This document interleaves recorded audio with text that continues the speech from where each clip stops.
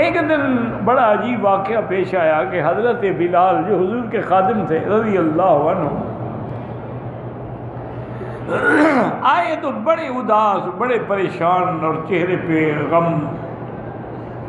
تو سرکار دو عالم نے فرمایا بلال کیا بات ہے، کیوں پریشان؟ انہوں نے کہا حضور میں کیا کروں، آپ کہتے ہیں خرچ کرو خرچ کرو خرچ کرو، میں کرتا رہتا ہوں. تو ایک یہودی سے میں سامان لے کے لوگوں کو تقسیم کرتا رہتا ہوں، خیرات کرتا رہتا ہوں آپ کے حکم پر. آج اس یہودی بدبخت نے مجھے بازار میں پکڑ لیا اور کہا کہ بلال دیکھو اتنا پیسہ بن گیا ہے تمہارے ذمے، اگر تم نے 2 دن میں یہ ادا نہ کیا نا، میں تیرے گلے کے اندر کپڑا ڈال کے بازار میں کھڑے ہو کے بیچ دوں گا اور تیرے پیسے لے کے اپنا قرض وصول کروں گا اور تم پھر غلام بن جاؤ. تو انہوں نے کہا حضور اب میں کیا کروں، وہ تو مجھے بیچ دے گا بدبخت. حضور نے فرمایا اب کبھی کبھی حضور پاک بھی مزاح فرماتے تھے، یاد رکھو ایک ہوتا ہے مذاق، حضور مذاق نہیں فرماتے، ایک ہے مزاح یعنی ایسی بات کرنا جس سے کسی کو خوشی محسوس، ایک ہوتا ہے مذاق یعنی ایسی مذاق کرنا کہ کسی کو مجروح کر دو، وہ حضور کبھی نہیں کرتے. تو حضور نے فرمایا اچھا بلال دیکھو یہ واقعی مشکل تو آ گئی، لیکن اس کا تم نے کیا حل سوچا ہے، کیا کرو گے؟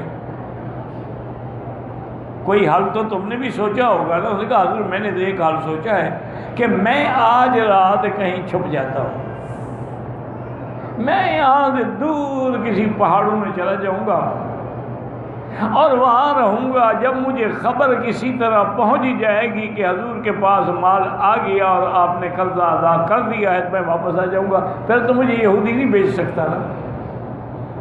حضور مسکرائے اور اچھا بلال ایسا کرو کہ تمہیں چھپنے کی کوئی ضرورت نہیں. حضرت بلال نے کہا ٹھیک ہے حضرت آپ کا حکم ہے، لیکن یہ یہودی ہیں بدبخت، ان میں رحم نہیں ہے، یہ ہمارے دشمن ہیں. آپ نے بات اچھا تم غم نہ کرو، بس جس اللہ کے لیے ہم نے خیرات کی اللہ انتظام کریں گے. تو حضرت بلال فرماتے ہیں کہ میں تہجد کی نماز پڑھ رہا تھا کہ ایک آدمی نے آ کے میری کنڈی کھٹکھٹائی، کہا کہ حضور بلا رہے ہیں. میں حیران ہوا کہ اس وقت تو حضور نہیں بلاتے، میں خود اذان دے کے حضور کے دروازے پہ جاتا ہوں، آج آپ پہلے ہی بلا رہے ہیں. تو میں نے دیکھا کہ مسجد نبوی کے دروازے پہ 2 اونٹنیاں بھی بیٹھی ہوئی ہیں. حضور نے فرمایا بلال دیکھو اللہ نے بھیج دیا ہے، یہ 2 اونٹنیوں پہ جو مال لدا ہوا ہے نا اس سے جا کے قرضہ ادا کرو، پھر بھی بچ جائے تو خیرات کر. حضرت بلال کہتے ہیں پھر تو میں خوش ہو گیا، تو اتنا مال ہے کہ یہودی کا کیا اس سے تو 10 گنا بچ جائے گا.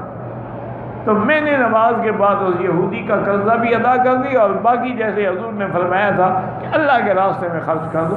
حضور رکھنا نہیں چاہتے تھے مال کبھی.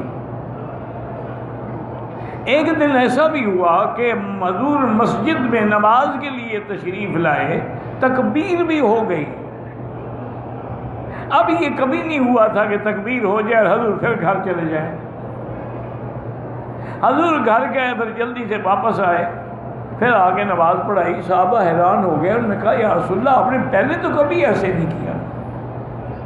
آپ نے فرمایا میں جب مصلی پہ آیا تو مجھے یاد آیا کہ میرے گھر میں ایک چھوٹا سا ٹکڑا سونے کا پڑا ہوا ہے، تو لا ينبغي لنبي ان يكون في بيته قطعة من ذهب، یہ نبی کی شان نہیں کہ اس کے گھر میں سونا ہو.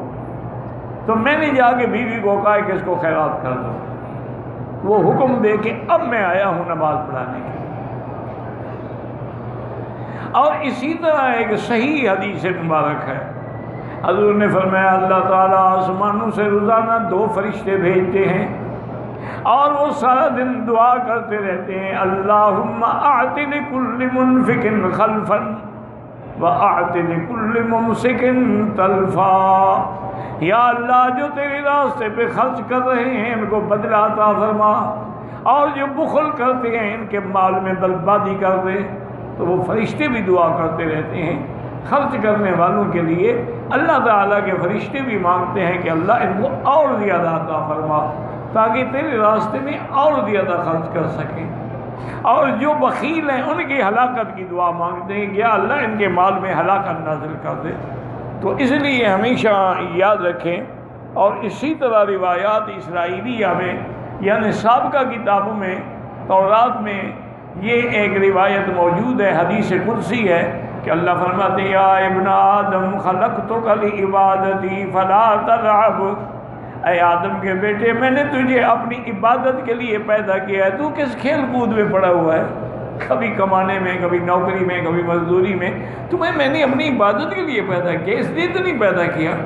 وَقَسَّمْتُ رِزْقَكَ فَلَا تَتْعَبْ، اور میں نے تیرا رزق بھی لکھ دیا ہے، پھر اپنے آپ کو کیوں مشقت میں ڈالتے ہو، جو لکھا ہے وہی ملے گا، خواہ بلا وجہ تاب کرنے کی کیا ضرورت ہے۔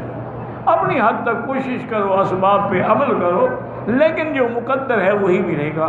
اسی لیے عرب کا ایک محاورہ ہے کہ النصیب یصیب، جو تیرے نصیب میں ہے وہ تجھے پہنچے گا، ولو تحت الجبلین، چاہے دو پہاڑوں کے نیچے بھی کوئی رکھ دے، لیکن تیرے نصیب میں ہے تو وہ تمہیں ملے گا۔